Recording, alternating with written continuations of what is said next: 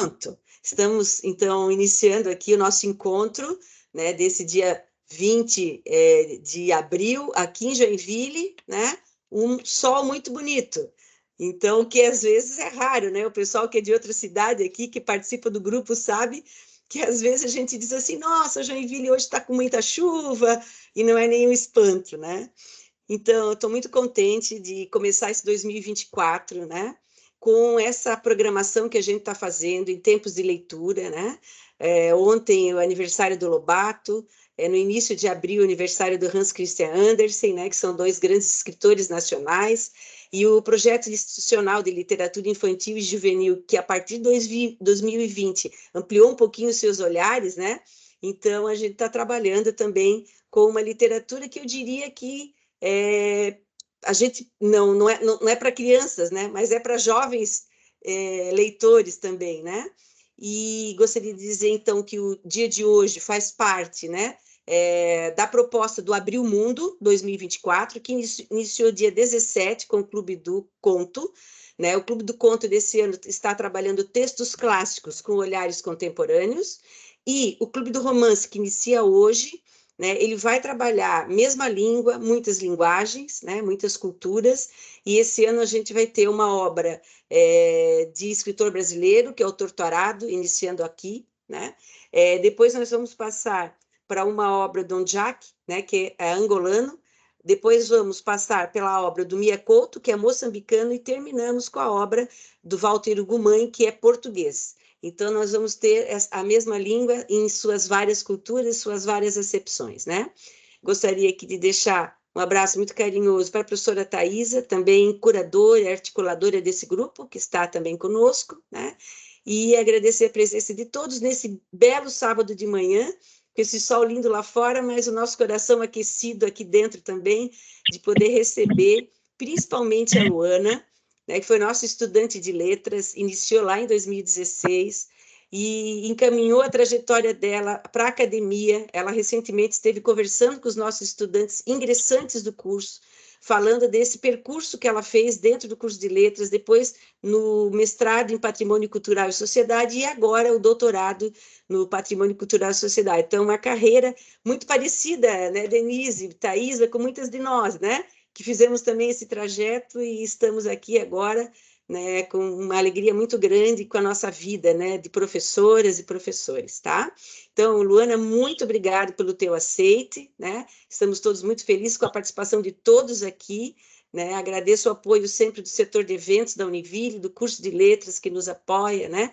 Do mestrado em educação, que também nos ajuda nessas construções aqui, e passo a palavra para a professora Thaisa, que hoje está meio gripada, como quase todos nós aqui no Sul, para dar um abraço a todos também antes de iniciarmos e passarmos para a Luana. Por favor, Thaisa.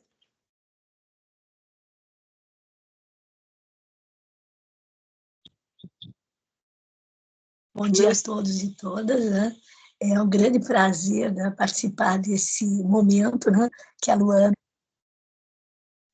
terá a oportunidade de falar sobre as suas pesquisas, né, realizadas nesse romance Torturado, que é um romance único na literatura brasileira, extremamente premiado, né, porque mostra as conexões, né, e discute as conexões culturais como fonte da nossa base, né, brasileira. Obrigada. Obrigada, Thaisa. Luana, a palavra está com você. Novamente, muito, muito obrigada. Tá? Uma alegria estar dividindo esse momento, mais esse momento com você. Obrigada. Obrigada, professora Berenice, pelo convite. Eu fiquei muito feliz. Quando eu era acadêmica do curso de letras, não existia ainda o Clube do Romance, existia o Clube do Conto. E ele era apenas presencial, mas ele era o evento. E eu lembro que foi por meio do Clube do Conto que eu conheci alguns dos meus contos preferidos atualmente. A exemplo de Vermelho Amargo, de Angústia, do Chekhov. Então, é por meio desses encontros que nos possibilitam novos olhares sobre vários textos literários que mudam a nossa vida.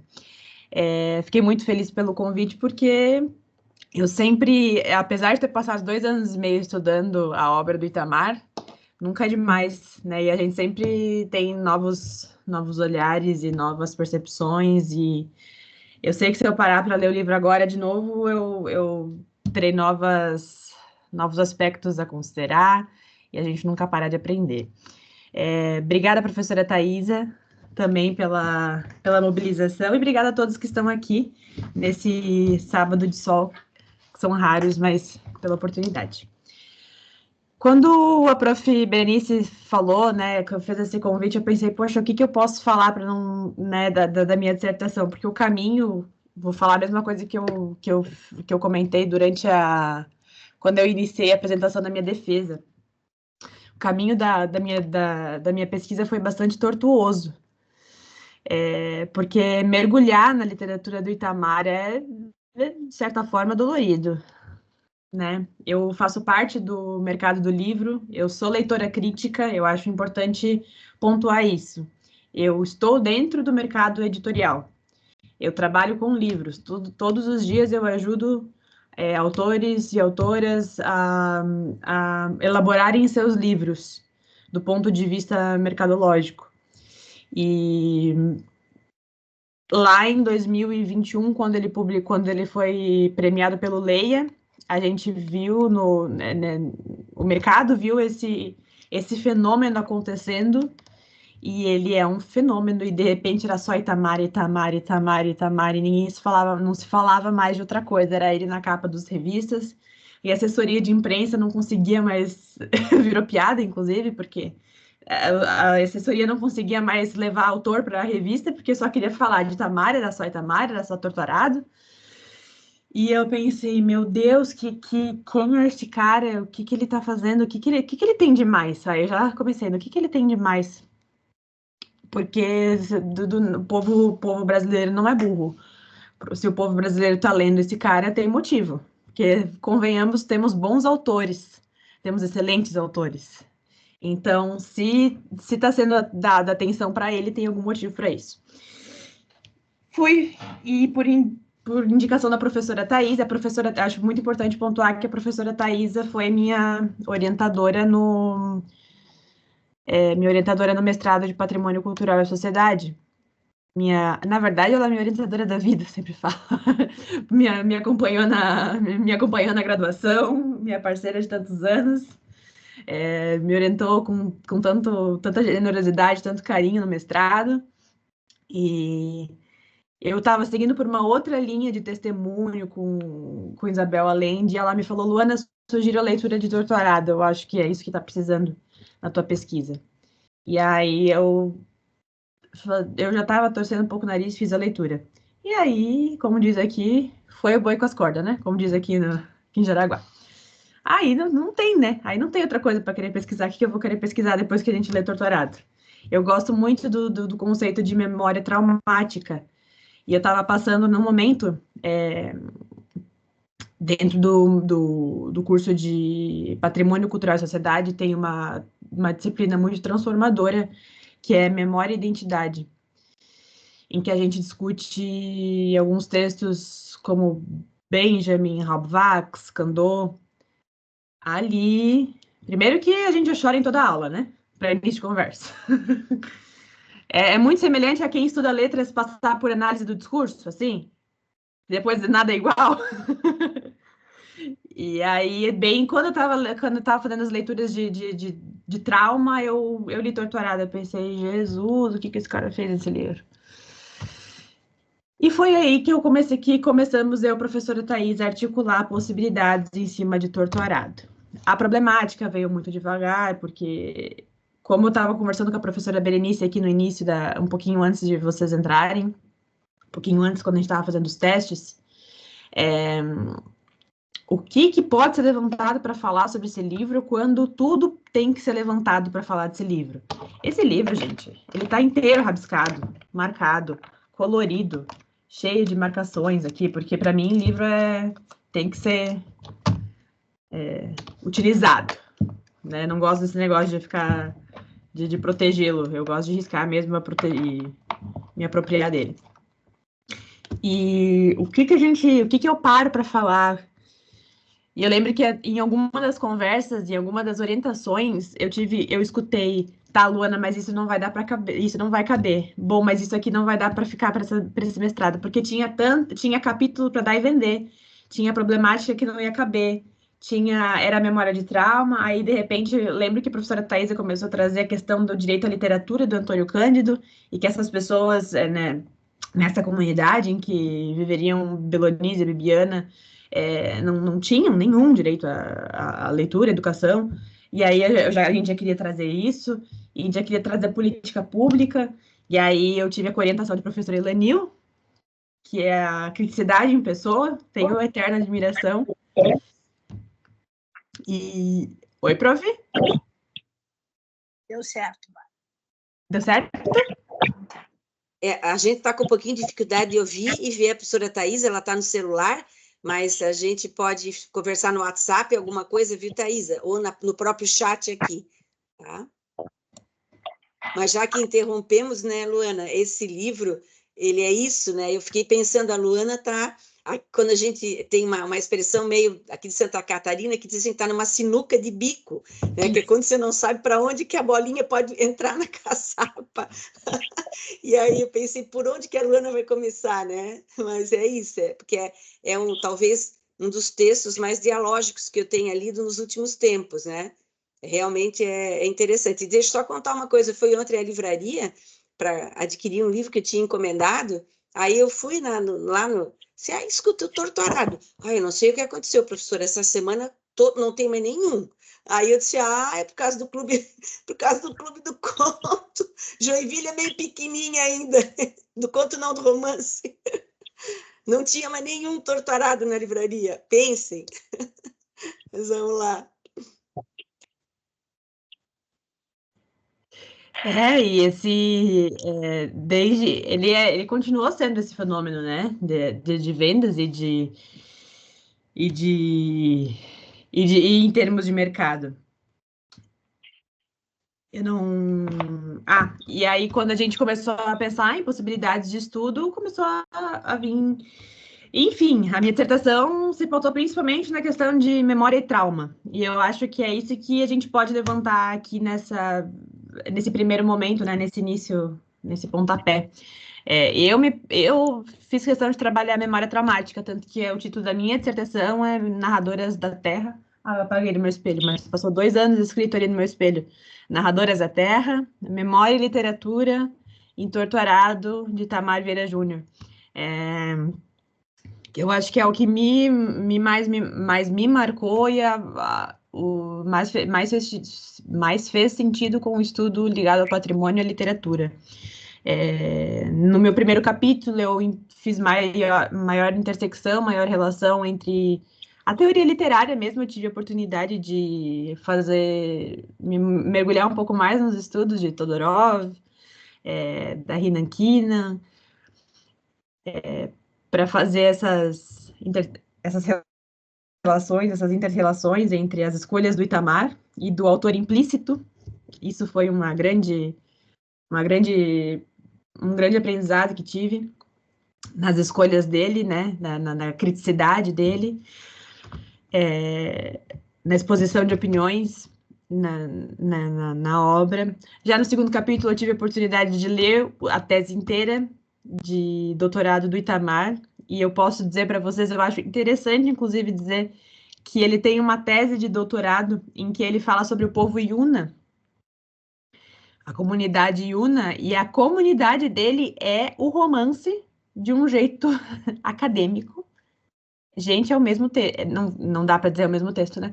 Mas ele se pauta, dá para quase ver os mesmos personagens narrando as entrevistas dele, dá para quase ver a Belonísia, dá para quase ver o Tobias, é muito, muito, muito interessante.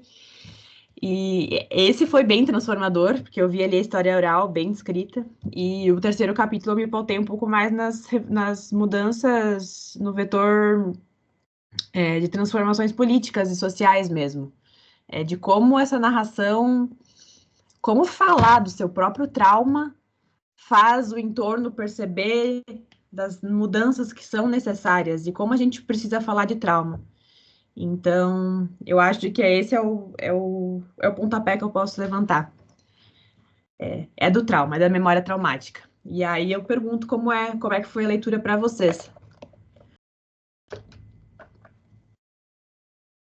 Não é possível que... Quantas pessoas aqui de 13, quantas choraram? Em quantas mais doeram? Para mim foi muito impactante.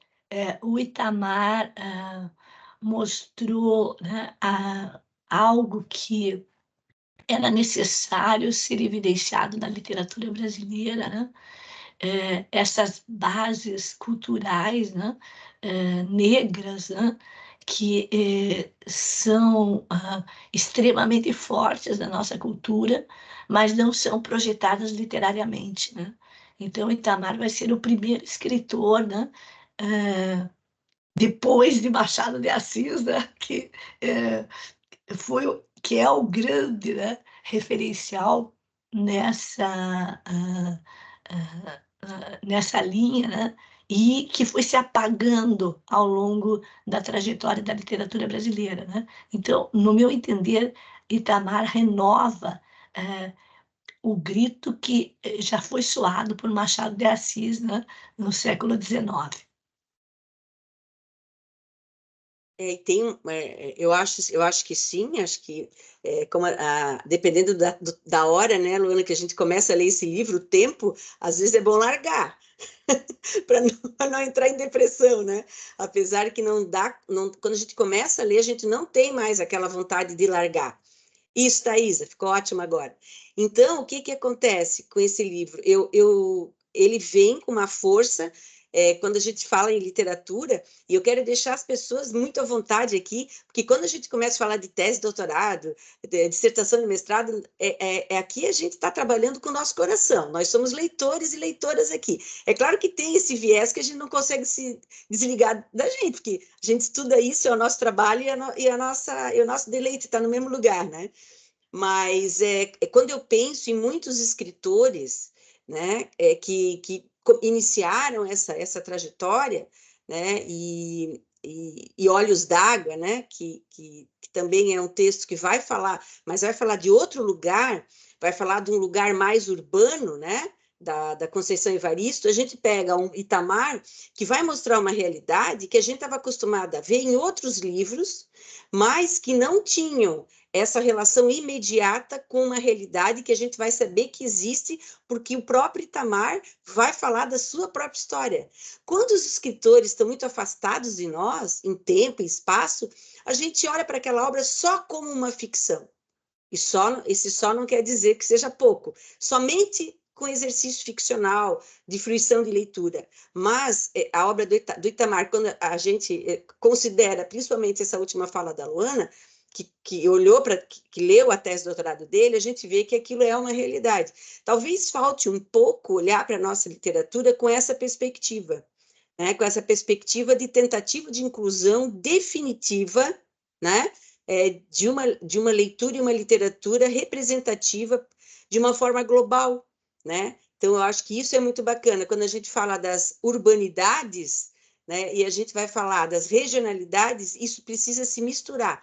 A gente não pode mais querer que essas coisas sejam muito afastadas, né? E eu acho que o Itamar ele tem todo esse sucesso porque ele chega no momento certo para engrossar uma voz que não pode, como diz a Thaís, se perder.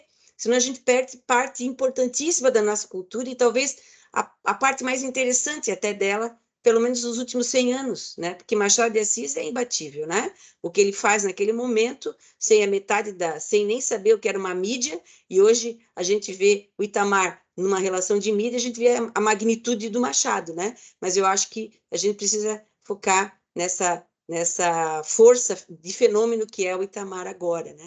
Então, não foi uma leitura fácil, mas foi uma leitura maravilhosa, no meu ponto de vista. Uma das melhores leituras que eu fiz aí, pelo menos nos últimos 10 anos.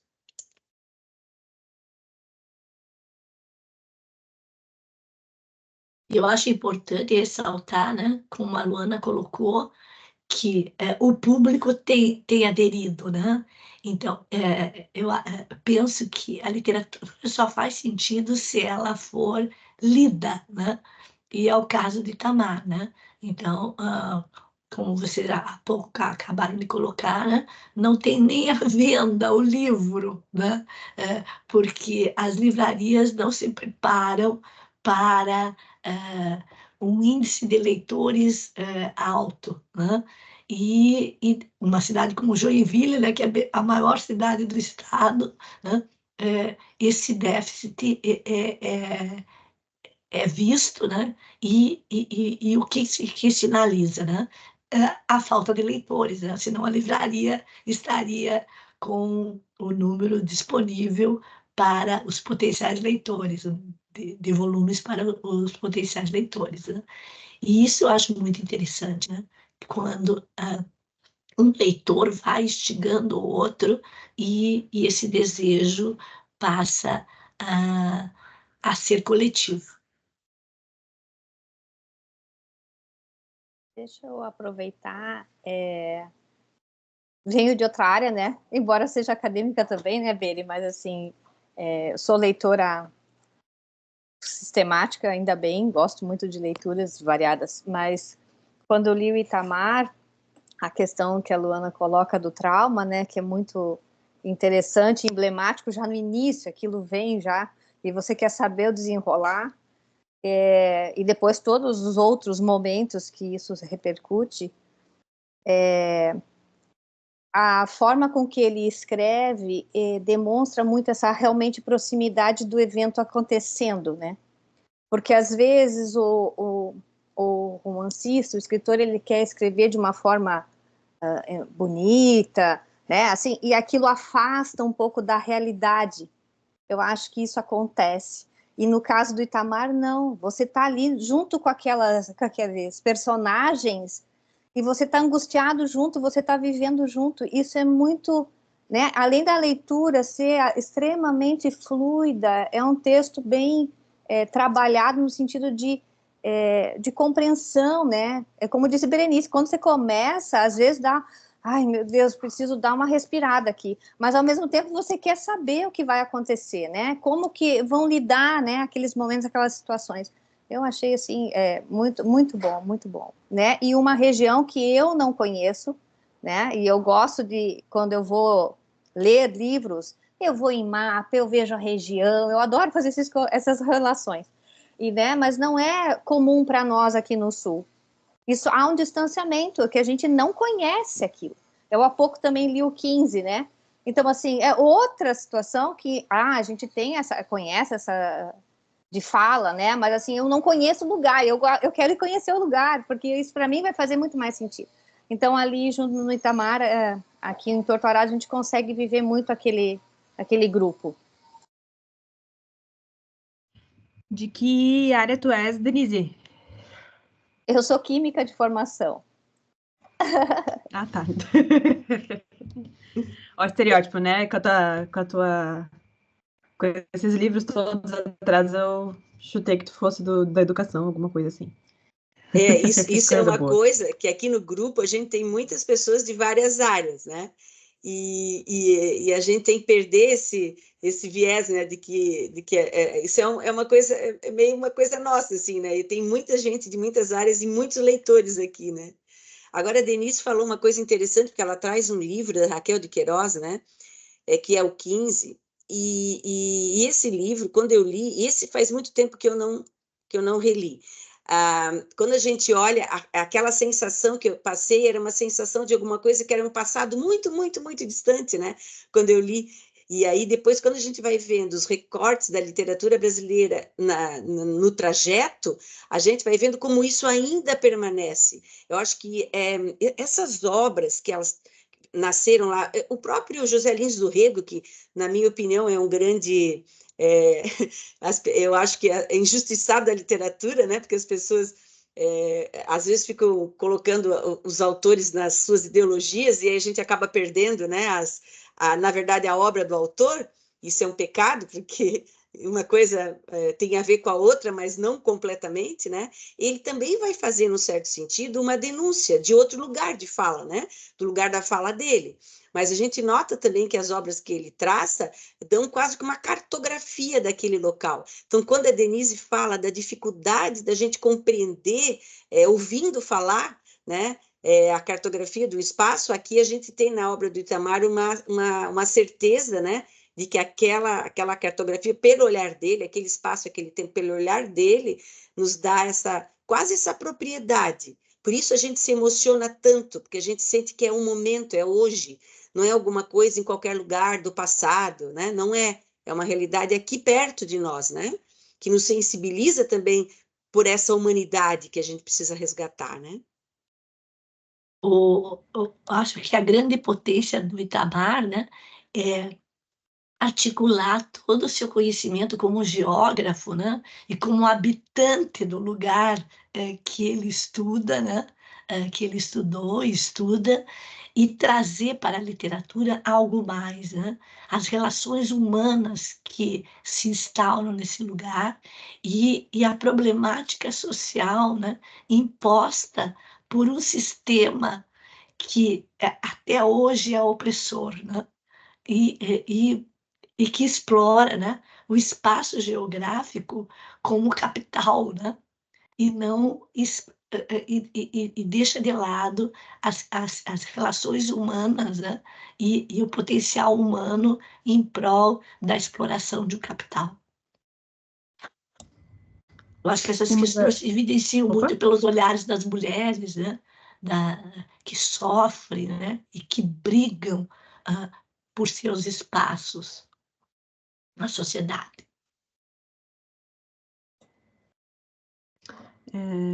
Eu peguei uma das partes, pesquisar autor, pesquisar livro faz parte de, uma das partes, algo que faz parte disso é mergulhar na vida dele, né, tanto que depois da dissertação eu tive que dar uma afastada, porque logo após ele lançou Salvar o Fogo, tá ali na estante, e eu não consegui ainda fazer a leitura. Nem eu acabei adquirindo também e não consegui fazer a leitura ainda. Já. Aconselho a leitura, eu já fiz e fiquei apaixonada. Esse tinha uma pilha na livraria. Aconselho a ler porque é sensacional. Se a gente começar a botar todos os livros que a Thaís indica na lista, a gente vai ficar desesperada, né? A gente tem que parar com esse sonho da Biblioteca Universal. Aliás, onde é que tá? Eu ia me amostrar, como falam, mas tá ali do lado do meu... Eu tenho 2 desses, a minha amiga trouxe um da Bienal, ela conseguiu fazer uma entrevista com o Itamar e ele fez um autógrafo para mim, me mostrando, falou, parabéns pela aprovação no mestrado, Luana. Ai, meu Deus do céu! Mas é outro, é o que tá ali do lado da minha... que tá na minha mesinha de cabeceira, mas não era isso que eu ia falar. Uma das partes de se apropriar do trabalho de um autor é fuçar a vida dele, né? Então, e com isso é mergulhar nas entrevistas que ele deu. Então, tudo que tem disponível no YouTube de Itamar Vieira Júnior, eu tava lá. Tudo. E numa dessas entrevistas, tanto orais, né? Tanto do que tem no YouTube, quanto o que está registrado em texto, em site. Uma delas eu registrei e coloquei na apresentação da minha defesa e me chamou a atenção. Eu pontuei no slide como narração de luta pela terra. O que ele colocou? Com toda a minha experiência e vivência, pude ver pessoas passando por situações que se repetiam, vivendo conflitos que muitas vezes são narrados, mas depois eles são esquecidos. Então, é nesse sentido que penso ser relevante falar sobre todos, escrever sobre todos. Só assim é possível compreender a história desse país, a nossa história. O Itamar é geógrafo do INCRA, e ele passou 3 anos, agora não vou lembrar o certo, fazendo essas pesquisas de campo, e combinou, né, desse trabalho ser concomitante ao sendo trabalhador, né, funcionário do INCRA, ao mesmo tempo em que ele fazia as pesquisas da tese. Ele mesmo falou, se eu não me engano, no encontro com a professora Thaisa, de que foi uma grata combinação, né, desses trabalhos serem concomitantes. Inclusive que isso foi um problema em alguma das pesquisas, que falaram que ele estava com um problema, que estava combinando que uma parte estava tomando tempo de outra, enfim, isso aí é um dos BOs que aconteceram durante a pesquisa dele, na verdade, para deslegitimar a pesquisa que ele estava fazendo, né? Porque quando ele está dando voz às pessoas silenciadas, aí é claro que vão querer silenciá-los. Mas uma das coisas que ele falou, inclusive, para a professora Thaisa, na Feira do Livro, foi de que, de fato, por exemplo, quando o Severo é assassinado, eu acabei de me tocar que talvez nem todos que estão aqui no Clube do Livro tenham lido o livro até o final. Ai, Jesus. Pode acontecer, mas não tem problema. A ideia é que todos tenham feito a leitura. Quem não fez vai ter que suportar o spoiler. Ai, perdão. Não tem problema, pode seguir que todo mundo conhece. Vamos lá, se não, manda ver. Minha cara fazer isso.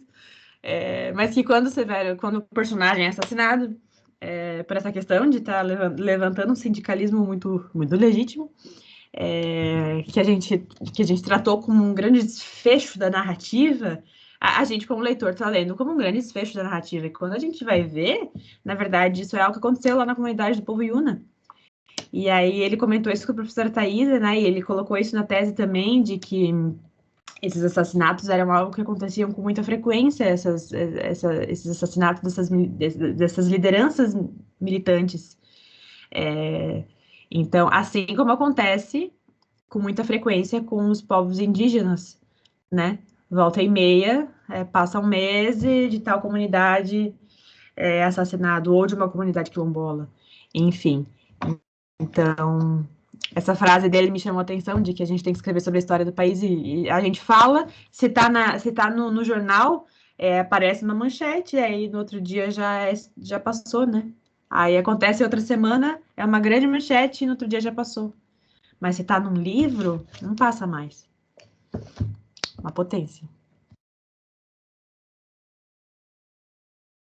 Gente, fiquem à vontade para se posicionar, fazer questionamentos para a Luana, tá? O pessoal que está aqui em grupo, quiserem abrir as câmeras, fiquem à vontade também, né? Enquanto o pessoal vai se preparando, porque eu sou meio faladeira, então, assim, desculpa aí, gente. Mas o que eu achei, não sei se vocês tiveram essa sensação ou se fui eu na forma da minha leitura, né? Quando narra o primeiro evento dessa história do facão encontrado lá e tudo mais, eu fiquei algumas partes lendo e tentando identificar qual delas tinha passado pelo processo, porque para mim não estava claro. Para mim isso foi se revelar mais à frente, né? E isso também eu achei interessante a forma. E um outro ponto que eu achei interessante é que ele sendo Itamar, né, ou autor, no caso, ou narrador, enfim, como ele se apropriou sensivelmente da percepção das meninas, né, das mulheres nesse trajeto. Então, quando ele narra, né, o que é aquela pessoa, aquela personagem feminina estava passando, é muito interessante, porque, assim, eu como mulher, eu consigo identificar aquilo, né, de uma forma muito clara, né, então achei isso de uma sensibilidade, né, de alguém que conviveu muito e observou muitas mulheres. Essa foi a minha sensação, né, gente? Bom dia, Patrícia, que bom te ver aqui. Viu? O povo da educação física lê, o povo da química lê. Nós temos que parar com essa história de achar que só a gente que lê, tá? E mais uma coisa interessante, sabe, Denise, nessa tua fala, e acho que a Luana vai estudar isso também, em determinado momento da nossa história, né, até 1900 ali, onde houve realmente uma primeira grande... houve numa árvore comum, de narrativas. A narrativa histórica, a partir das teorias do Rank, que é um alemão, ela separa a literatura da história, porque eles vinham no mesmo ramo. E a gente está falando de narrativas, né? Porque, às vezes, a narrativa histórica, ela é escrita, né? Aliás, sempre a história é escrita pelos historiadores que olham, sob o ponto de vista deles, aquele momento histórico. E aí eu acho que a literatura dá um passo à frente da história, né? Não é uma concorrência, é só uma observação que eu venho fazendo já há muitos anos. A narrativa histórica, ela tem esse compromisso com o que é verossímil, com a veracidade, né? Então, aquele historiador conta aquele fato e aquele fato passa a ser verdade. E ela, com o decorrer do tempo, essa verdade ela é colocada em xeque. Basta ver os eventos que aconteceram nos últimos 100 anos, como eles estão sendo observados agora. A literatura não. Como a literatura não tem esse compromisso com a verdade, né? A palavra verossimilhança para nós cabe muito mais, que o texto tem que ser verossímil dentro dele, né? Tem que ter a sua verdade interna, e ele permanece mais tempo, porque ele não está disputando uma realidade, ele não está disputando um espaço com a narrativa histórica. O lugar dele é a narrativa literária. Então, eu acho que esse é um passo que a literatura consegue dar, e essa permanência, né, é justamente em função disso. Nós não temos grandes cânones da história especificamente, né? Mas nós temos muitos cânones literários que permanecem, como Shakespeare, como Cervantes, né? Como, sei lá, a gente pode colocar junto aí Camões, né? E depois os nossos. Mas esses três especificamente, Homero, né? Na Odisseia, que parece que todas as narrativas que a gente lê passam por esses caras, né? Parece que não tem história de amor depois de Romeu e Julieta, né? Parece que não tem romance de cavalaria ou romance de aventura sem pensar no Dom Quixote. Então, essas são questões, mas a gente tem um pouco de dificuldade de trazer grandes nomes da história, porque a história vai se recontando, e ainda bem, né? E ainda bem que a gente pode recontar. E a literatura não precisa recontar, ela é por si só uma história em algum momento que permanece ou não, dependendo da sua potência. Então, quando eu olho para o Itamar, eu acho que ele vai permanecer algum tempo, né? Acho que a Denise tem toda a razão, né? Dessa dificuldade esse jogo que ele faz, uma narrativa que não precisa mostrar o fato, né, Denise? Lá na frente a gente vai achar o fato. Não precisa, a gente vai achar daqui a pouco na leitura, né? E a potência, como você colocou, da narrativa do Itamar, é dar vozes às mulheres, né? Então, as mulheres vão mostrando os fatos a partir das suas vivências, né? E o que acontece ao longo da literatura, né? As vozes predominam como masculinas, né? Então, o Itamar reverte, né, esse jogo ao colocar, né, as mulheres como cientes, né, das suas vidas e dos conflitos, né, e tentando administrá-los, né? E, e, e daí mostra, né, o quanto, né, a mulher que aparentemente está na retaguarda, ela move olhares e move reconstruções de mundos. Muito bom dia para todas vocês. Não sei se temos homens aqui, vejo mulheres. Hoje estamos quase que hegemonicamente aqui. Deixa eu ver se tem meninos. Não, estamos só nós mesmo. Então tá. É um prazer estar aqui com vocês. Vim porque tinha muita curiosidade, né, de escutar essas discussões, enfim, a respeito dessa obra, né? Eu estou lendo, eu não finalizei ainda, mas reconheço na leitura que fiz até o momento todas essas falas que foram feitas até aqui. E principalmente a questão da leitura nos levar para aquele espaço, parece que nós estamos vivendo juntos, né? Tudo aquilo que está sendo, tudo isso que foi escrito, tudo isso que representa todas essas questões e o protagonismo da mulher na obra, né? Contando toda essa história, enfim. Embora seja escrita por um homem, mas realmente tem me encantado muito a leitura, né? E, como eu disse, eu não finalizei ainda, mas é aquela situação assim, ai, vamos lá, né? Agora eu não consigo mais, tem outros afazeres, mas assim que posso, retorno à leitura. Então, esse foi um dos motivos que me trouxe aqui.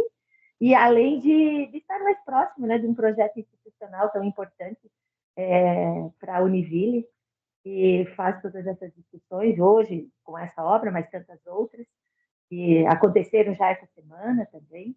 Então, dar os parabéns, né? E sempre que eu puder, eu vou estar aqui, sim, porque isso enriquece muito, né? O entendimento da obra, mas também todo esse nosso contato, todo esse diálogo e essa interação que podemos fazer por esses momentos. Então, realmente está bastante interessante. Muito obrigada por essa oportunidade. Obrigada, Patrícia. Oi, Carla, bom dia. Oi, bom dia. Então, eu gostaria de comentar, né, que algumas pessoas falaram que não tinha essa vivência, né, com o lugar. E, pelo contrário, eu vivi muito isso com as minhas tias, né, esse lugar sertão, essas coisas. E o mais interessante é que a minha madrinha chama Crispiniana. E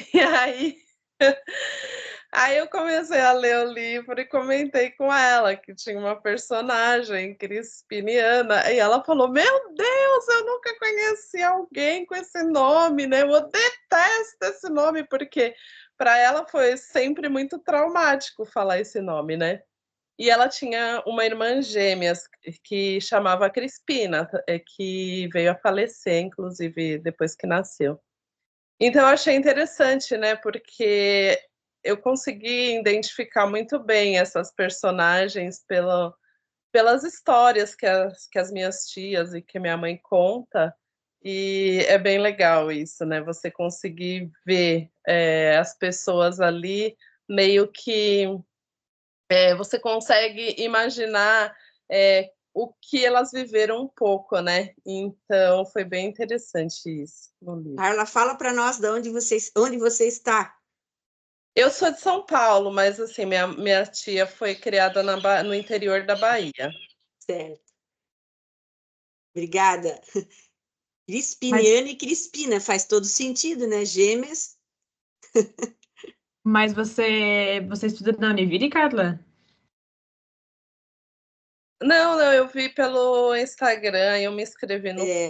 Nós temos boa. pessoas. Hoje a gente tem pessoas de Belo Horizonte, a gente tem pessoas de Fortaleza, do Recife, né, tem pessoas que vêm aqui de perto da gente também, de Araquari, de Garuva, Jaraguá, né? E a Carla é uma dessas que está conosco aí nessa incursão das redes sociais, né?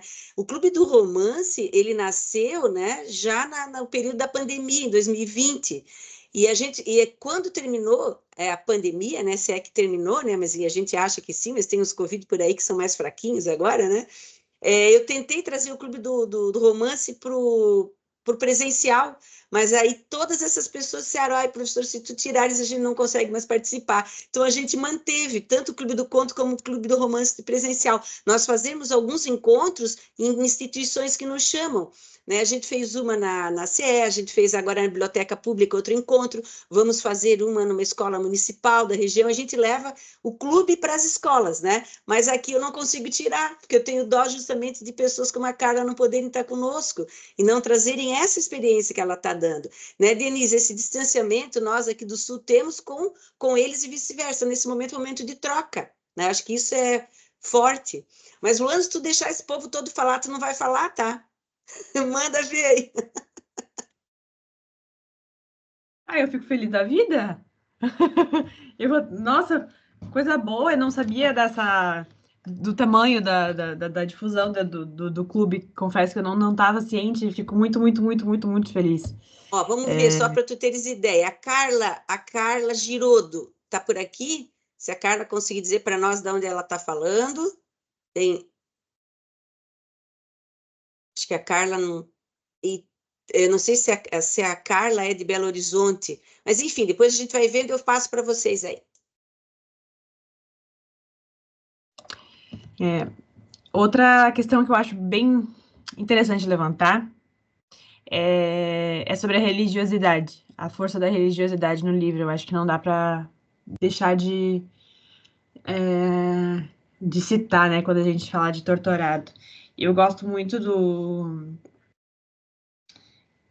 da questão do realismo mágico. E aí eu lembro que quando estava discutindo com a professora Thaisa, questão do realismo do livro, ela diz, eu lembro sobre essa questão de ser realismo mágico, né? Mas é religiosidade do povo? Então, realismo mágico? Né? Cabe dizer, é a força da religiosidade tão presente naquela comunidade, né, daquele canto da Bahia. A presença da Santa Rita Pescadeira, inclusive, foi a professora Thaisa que me indicou que fizesse uma pesquisa um pouco maior sobre a Santa Rita. Eu não sou católica, então eu não tenho muito estudo prévio sobre os estudos dos santos, né? E isso prova tudo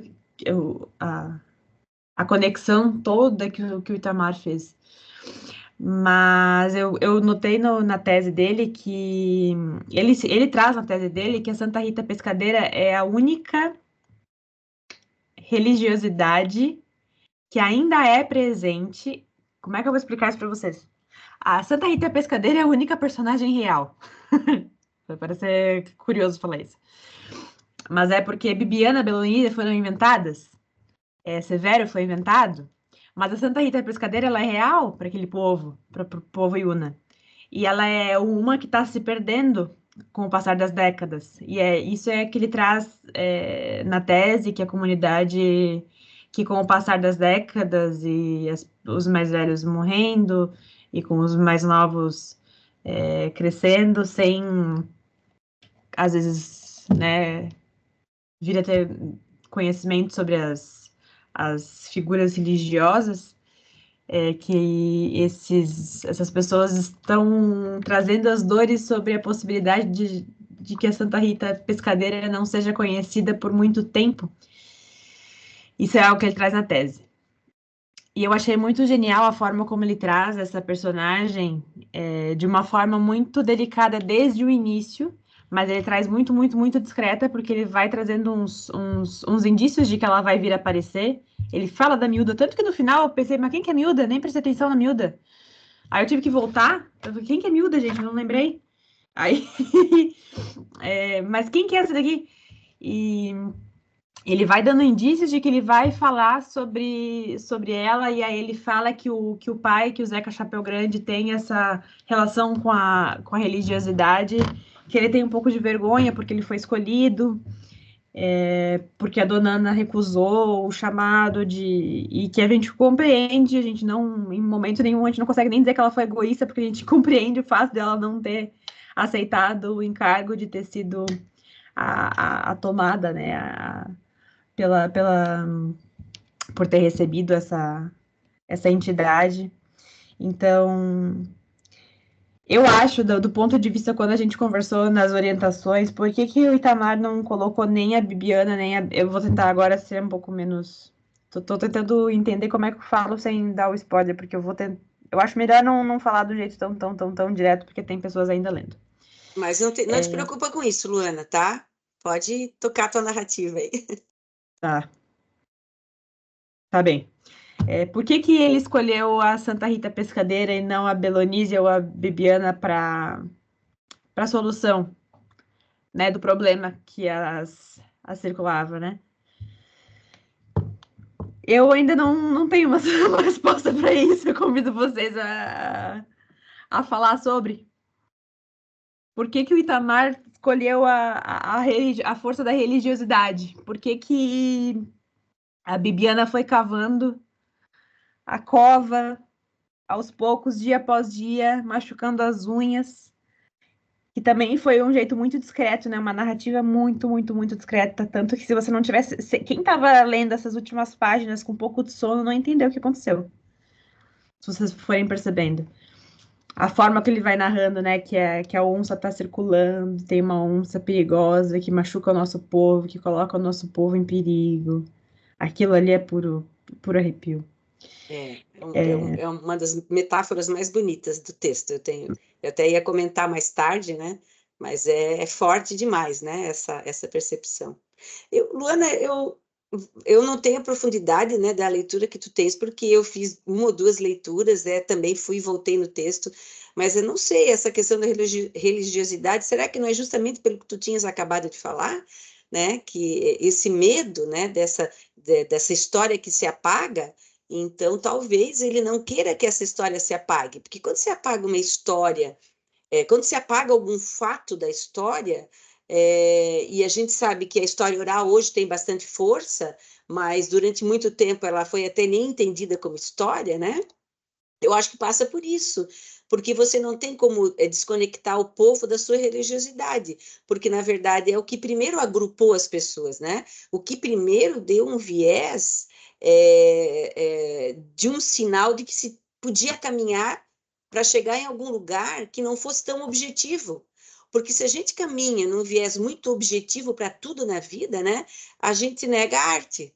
Porque a arte ela é justamente a ausência de uma objetividade precisa, que faz com que nós possamos navegar nesse livro do Itamar por vários caminhos.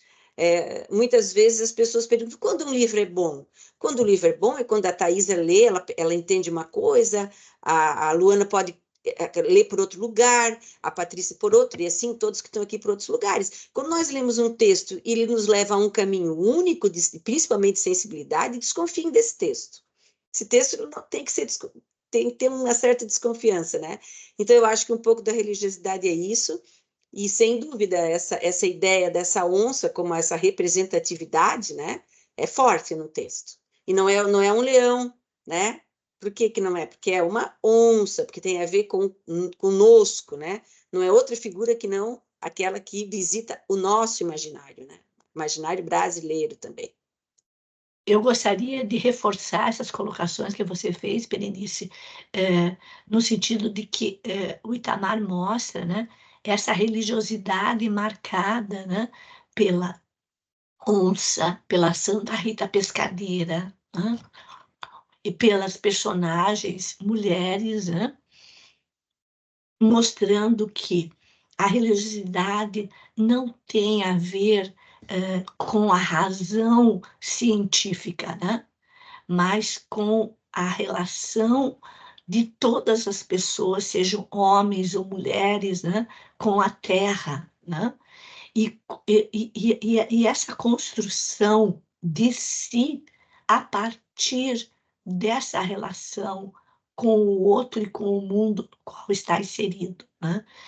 E daí ele mostra, né, a força dessas religiosidades nativas, né, que são representadas por pessoas que buscam essa potência na inter-relação, né, das energias, né, das energias das pessoas, das energias da terra, das energias do ambiente, né, no qual estão inseridos, né?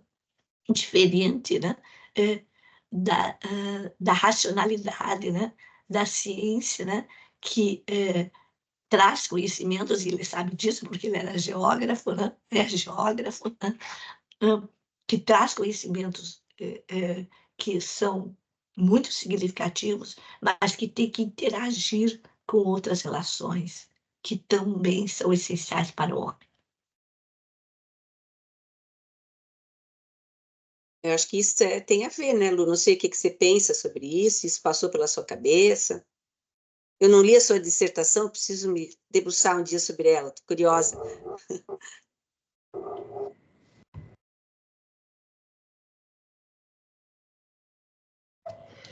Claro, o que me pegou foi a escolha dele de ter colocado a Santa Rita para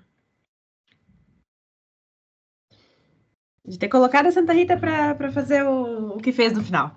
Né? E não, por causa do conceito de milagre, né? Você está pensando no conceito do milagre, quer dizer, é o sobrenatural agindo né, sobre é o subjetivo sobre o objetivo, na verdade, né? Sobre A correlação. A correlação. A correlação entre Mas não me o espanta, né? O sobrenatural povo e o baiano natural. talvez seja um dos povos mais com uma religiosidade mais exacerbada. Então ele não podia negar isso na obra. A obra ficaria obtusa, não teria, né? Acho que para mim fez sentido, não me espantou, né? Isso, mas são as escolhas do autor, lógico, né? São as escolhas que o escritor faz. Isso, isso. É porque elas vieram de uma sequência de lutas, né? A Bibiana foi construindo uma... Opa, alguém querendo entrar Pode aqui? Alguém deixar que eu chamo, Lu, fica tranquila. Beleza. A Bibiana veio de uma sequência de lutas com o Severo. E a Belonísia também veio de uma sequência de lutas, cada uma de um âmbito, né? Uhum. A Belonísia é um pouco mais do viés um pouco mais feminino, da violência doméstica. A Bibiana tendo esse olhar mais social, político, para com o entorno. E aí chega isso no início, né? Que daí chega um momento que elas estão se transformando e todas lutam todas juntas, o que também é muito bacana. E aí quando eu fiz essa primeira leitura, eu pensei, poxa, mas por que...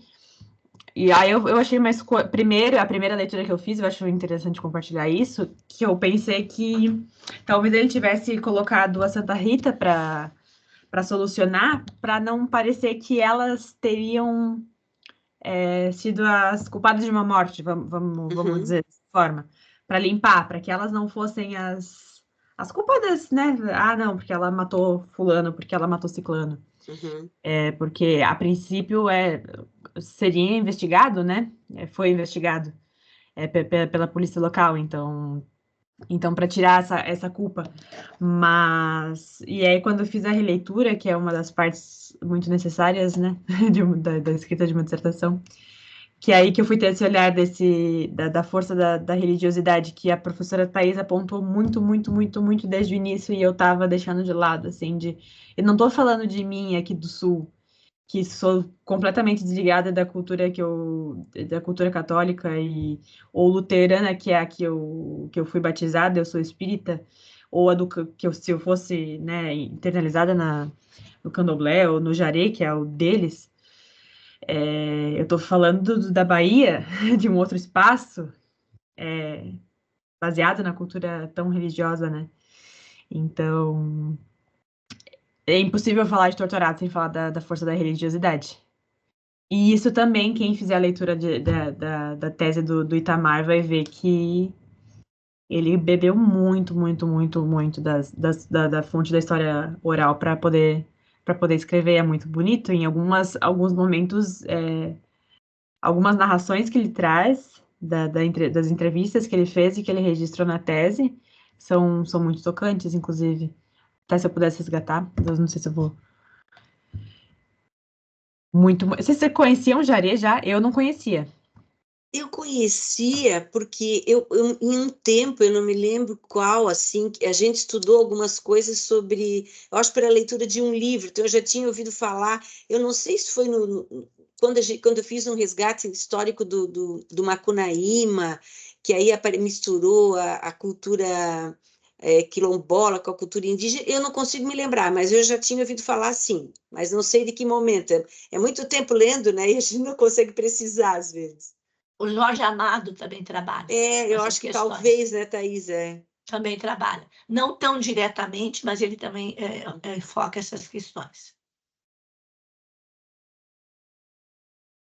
E alguém tinha comentado, né, do foco narrativo, né? A professora Patrícia falou, apesar do Itamar ser homem, o foco narrativo é feminino, né? É isso, né, Lu? O foco narrativo está na voz das moças, né? E eu acho que isso é uma coisa bem legal, que também tinha desaparecido, né, Thaisa? Quem inaugurou isso lá foi a própria Clarice, né? Quando ela faz a Hora da Estrela ali, que o narrador é masculino. Então, eu acho que é bom, uma boa discussão, porque as pessoas ficam confundindo o narrador com o autor, né? Narrador é o narrador e o autor é o autor, né? São coisas diferentes. A Clarice nos fala a partir do narrador. O Itamar nos fala a partir dos narradores. E é claro que eles estão presentes, sem dúvida nenhuma, né? Mas isso dá um distanciamento teórico bacana, né? Para a gente entender, para quem está começando a ler, assim, às vezes faz essa confusão, né? Ah, porque o Machado de Assis, o Dom Casmurro, não. Dom Casmurro, Dom Casmurro, Machado é Machado, né? São bem diferentes, ou talvez não tanto, né? Mas, enfim. Lu, Eu acho que os três escritores, né, Machado, Clarice e Itamar, têm muita consciência desse jogo narrativo e procuram mostrar para o leitor como se processa esse jogo, né?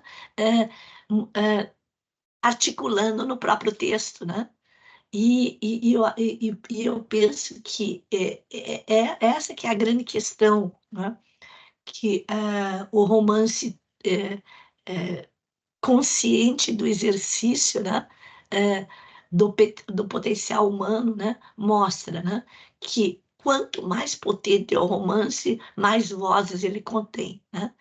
E por isso que ele nos atrai, porque ele expõe as variações do pensamento e as variações das percepções de mundo, né?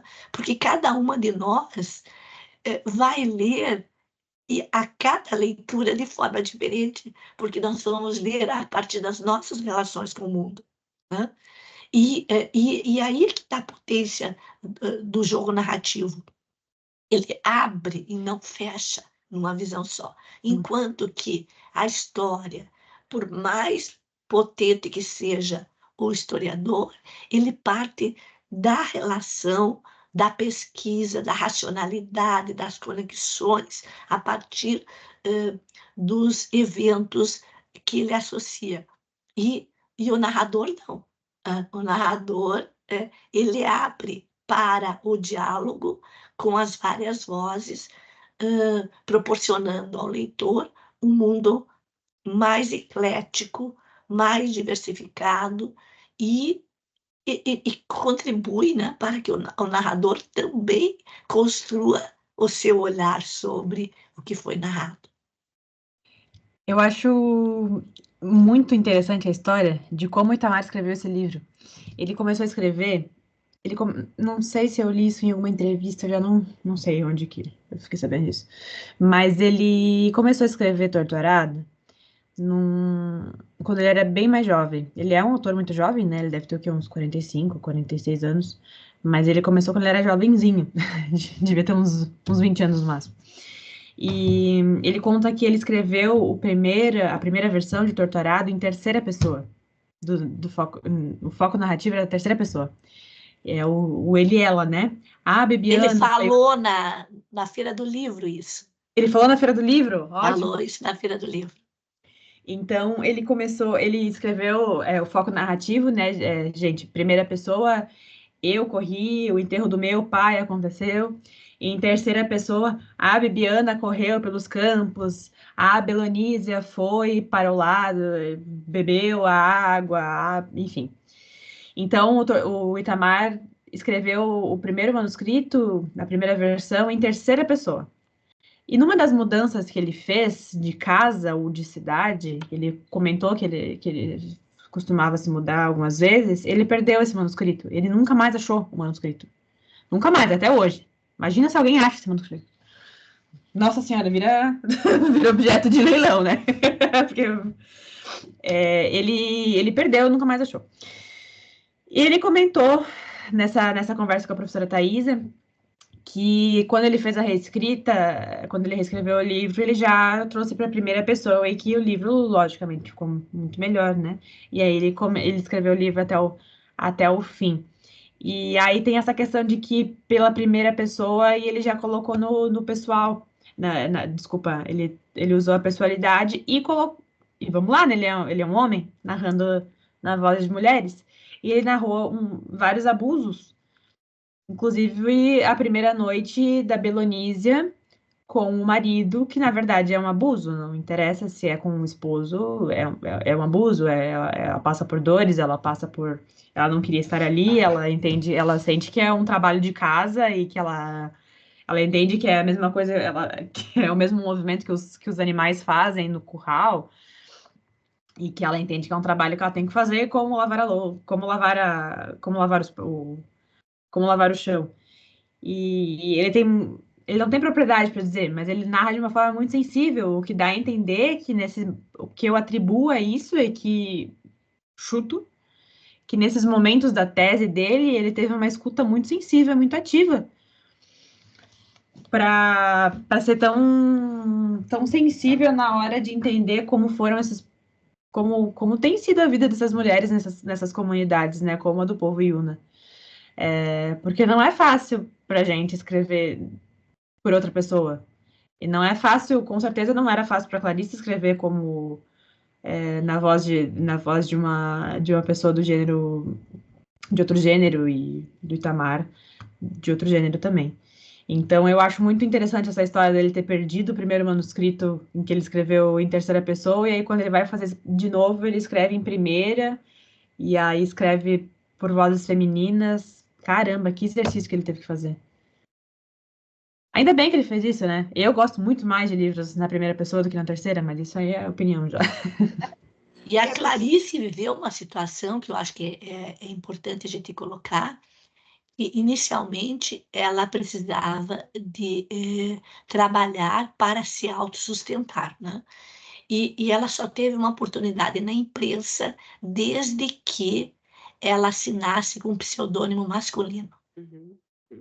Então ela viveu isso Verdade. também, Tinha né? esquecido disso daí, é verdade. Ela teve que fazer esse exercício obrigatoriamente, porque era a única saída. Outra violência, né? Mas eu só quero fazer um comentário que eu acho interessante da questão das vozes femininas, né? Que presente, obviamente, mas uma delas, de fato, não fala. Isso eu achei, assim, né? Para mostrar a potência da comunicação nas suas várias formas. Porque uma delas cerceou isso na infância. Isso, assim, é muito tocante também, achei, né? Para mim foi muito emblemático isso. É assim, né? A metáfora da palavra e do gesto, né? Então a Bibiana e a Belonise, elas eram o verbo, né? O verbo em ação, o gesto e a palavra. Então é muito impactante que ele trabalhe com esses dois sentidos, né? Esses dois movimentos humanos, né?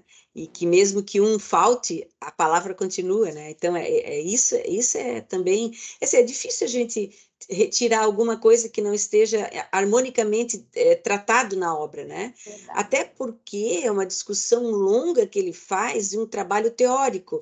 Não que eu acho que isso tenha dado menor ou maior potência para a obra, mas a dedicação que ele teve, né? A proximidade, os exercícios sensíveis, exercícios teóricos para a construção da obra, sem dúvida nenhuma, definem muita coisa dessa obra.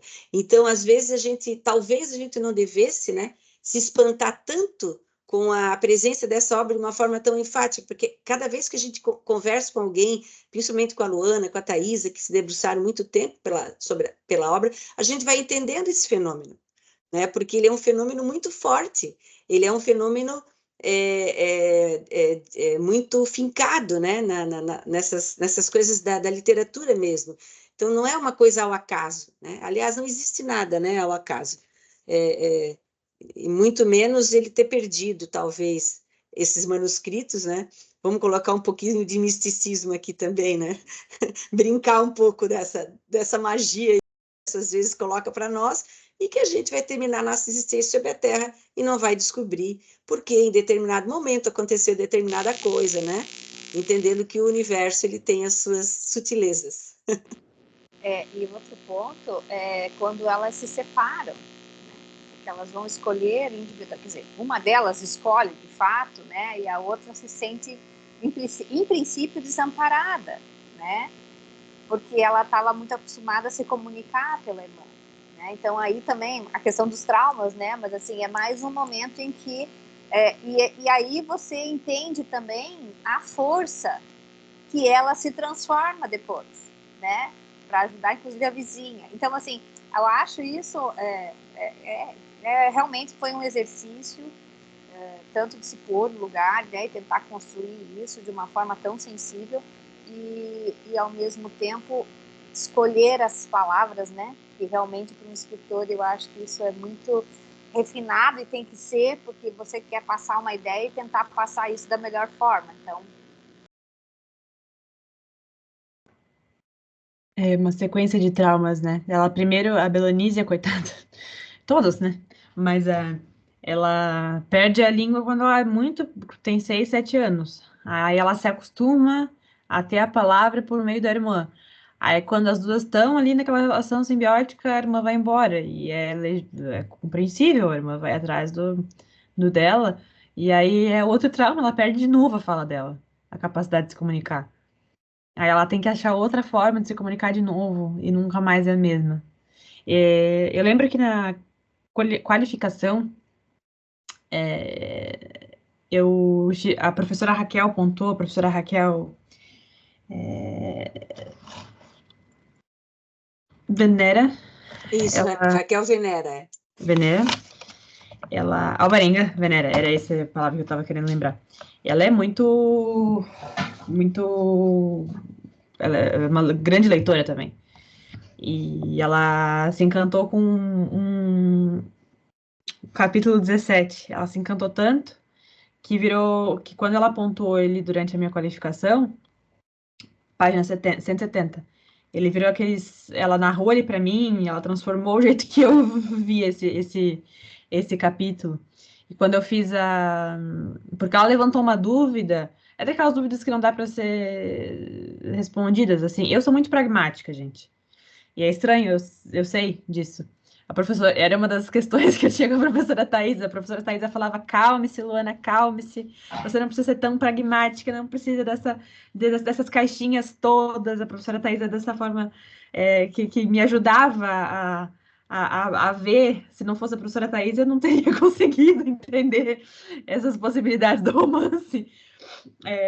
Porque eu preciso entender de uma forma um pouco mais direta. Apesar de gostar de viver a base da literatura, eu preciso dessas explicações. E a professora Raquel trouxe esse capítulo 17 e ela levantou uma questão quase, sei lá, que a narração transcendeu, assim, da Belonísia. Belonísia, vamos lá. Eles não escreveram.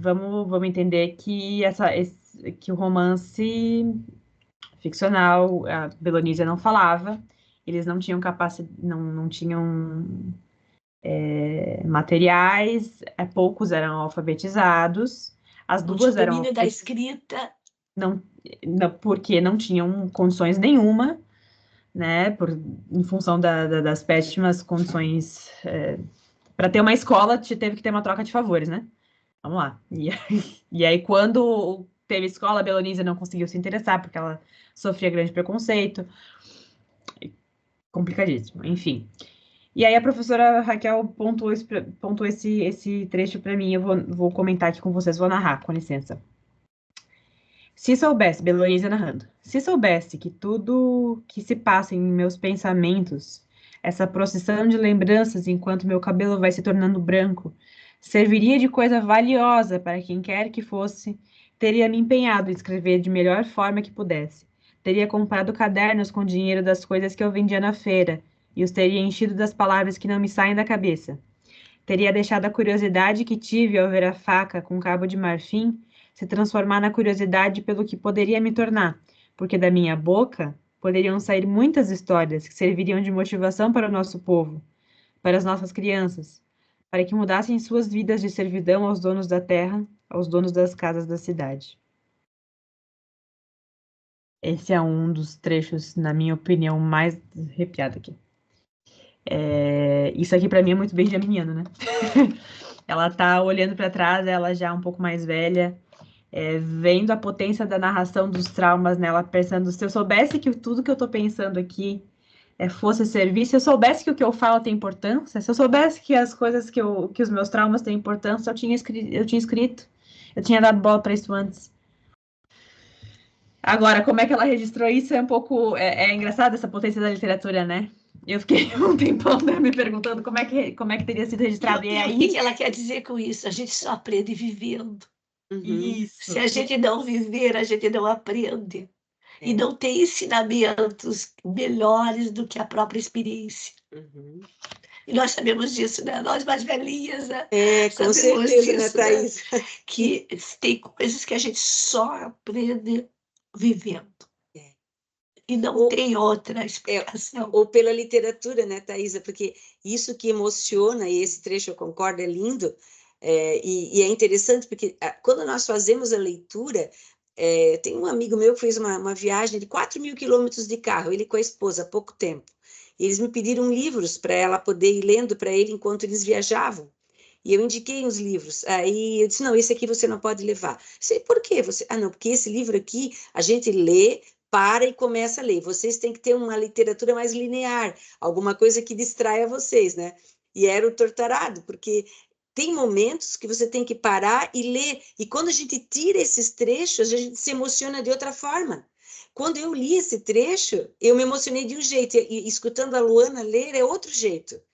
Né? Por isso que esses clubes são bacanas, porque a gente volta para o texto na voz, na experiência do outro, né? Isso é muito bacana. E a Thaisa falou dessa experiência, a literatura tem essa capacidade, né, de potencializar a existência da gente. E talvez na hora que a gente leia, aquilo naquele momento não faça tanto sentido, mas ali na frente, às vezes rapidamente, a gente vê o sentido que isso faz. Ou às vezes demora, às vezes é mais longo. Principalmente quando a gente pensa nos pais da gente, né?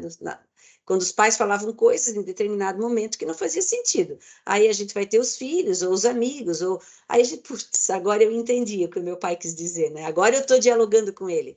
Agora eu estou dialogando com ela. Agora é um real diálogo, né? Não é um monólogo só. E é o autor aparecendo nesse... É quase o autor aparecendo nesse trecho ali, né? A professora Raquel apontou, demorou muito tempo para eu perceber Não isso. é quase, é o autor. É o autor aparecendo, né? É o tal do autor implícito mesmo. Porque se ela não escreve, se ela não pode falar quem é que tá... Mas é esse trecho ali, eu lembro que quando eu fiz o estágio na graduação de letras, eu tive a oportunidade de ler esse trecho e meu olho encheu de lágrimas. Tem até o vídeo dele, desse trechinho. Esse é um daqueles que pegam no coração. Acho que alguém ia falar alguma coisa. Eu queria dizer uma percepção que eu tive em relação ao que a Denise falou ali, que ela não tinha voz, né, e tudo. E a interpretação que, depois que eu terminei o livro, que eu percebi, assim, ela sofria de violência doméstica, né, e ela vivia conformada de que a vida era daquele jeito, né, e aí a gente percebe que muitas mulheres vivem assim, silenciadas, né, mesmo tendo voz, podendo falar, mas às vezes elas estão conformadas achando que é isso, né, que a vivência delas é isso, né? Então isso eu achei muito simbólico, assim, muito delicado. Dandara, tu falas da onde? Eu sou de São Paulo, mas moro em Joinville. Ah, tá.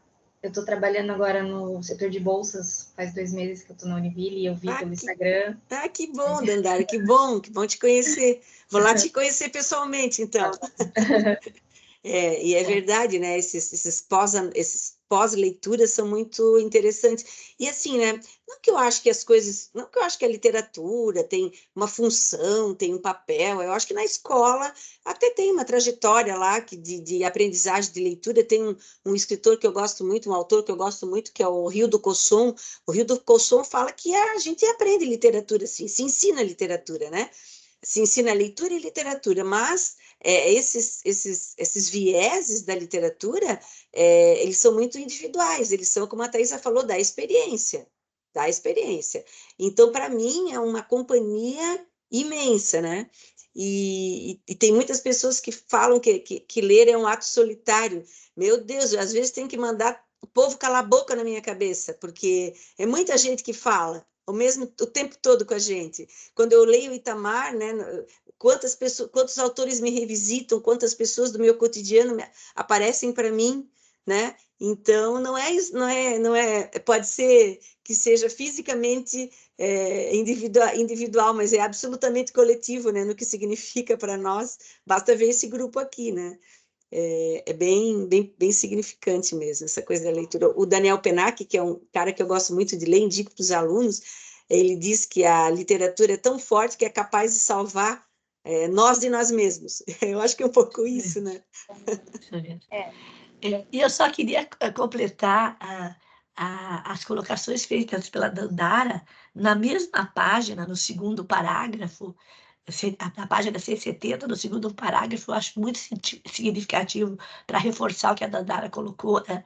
É dito o seguinte: passei a sentir fome de leitura, levava o livro até para a sombra do descanso na roça. Essas histórias que encontrava nos livros e ouvia da boca do povo vão se desenrolando em minha cabeça como um novelo de malha de apanhar peixe. Eu acho isso maravilhoso, porque ele foi cruzando as histórias do livro com as histórias contadas, né? E daí o que ele quer dizer, né? Que quanto mais você amplia a troca de experiência, mais você vai ter a possibilidade de abrir olhares sem preconceito sobre a realidade, né? Então, a leitura daqueles que estão ao lado, né? E a leitura dos textos só nos amplia visões. E não é nada solitária, é muito pelo contrário, né? Ela abre para o coletivo. É bem isso. Pode ser individual, mas não, decididamente não é só. Porque, né, eu às vezes estou lendo e daí eu paro os momentos, daí eu tenho que falar isso, né? Eu tenho que verbalizar. Eu sou uma pessoa que tem que verbalizar com os gestos, inclusive. E aí, às vezes, eu tô em casa, tô falando, gente, mas olha só esse... E eu, sabe, e aquela coisa, assim, eu tenho que comunicar isso, né? E assim, mas assim, normalmente estamos em leituras diferentes, mas não queremos saber, a gente vai trocando figurinha dentro do limite do possível. Mas sabe que eu gosto muito de uma escritora bem recente, que começou a escrever lá em 2014, 2015, que é a Carla Madeira. A Carla Madeira, ela me impactou muito. Eu já li os 3 livros dela e acho que A Natureza da Mordida é o melhor, mas o Tudo é Rio. O meu marido é engenheiro, mas lê também, é leitor, a minha filha também. A minha filha lê coisas diferentes de mim, ele também lê coisas diferentes, mas eu botei os dois e eu preciso ler uma coisa para vocês, sentem aqui, vejam se eu estou tão encantada com isso, é da minha cabeça, né? Então é isso que a gente, por isso que os clubes de leitura são bons, porque aqui a gente está conversando com as pessoas que têm o mesmo objetivo, né? E às vezes se tira alguém até do lugar que vai escutar você, porque você é minha esposa, você é minha mãe, né? E aqui não, aqui escuto porque todo mundo está querendo escutar, né? Mas é interessante, sim, que emociona tanto que a gente é obrigada a falar, né? Obrigada a contar. A sala de aula é uma bondade por conta disso, né? Porque eu levo essas coisas para a sala de aula, leio. Hoje, antes de começar a aula, eu preciso ler uma coisa para vocês. Por meio desses momentos que a prof. Berenice trouxe algumas das coisas, dos textos mais lindos que a gente conheceu. A prof. Berenice trouxe... Meu Deus. O Paraíso são os outros. Paraíso são os outros. Ela leu na aula de literatura infantil juvenil, em uma aula que foi uma choradeira disfarçada. Meu Deus do céu, eu não conhecia ainda, para isso são os outros. Depois daquilo, eu tenho a coleção completa do Walter Ugumãe aqui em cima da minha estante. O Walter Ugumãe é o último livro desse ano do Clube do Romance, Problemas do Brasil. Estarei aqui, eu tenho Problemas do Brasil aqui. Sim, sim. Estarei aqui, as doenças do Brasil, né? As doenças do Brasil, não os problemas, as doenças do Brasil. Ela leu a Bisabia Bisabel. Uhum. Enfim, vários, mas esses momentos de troca, esses momentos de partilha, né? Às vezes a gente acha que são tão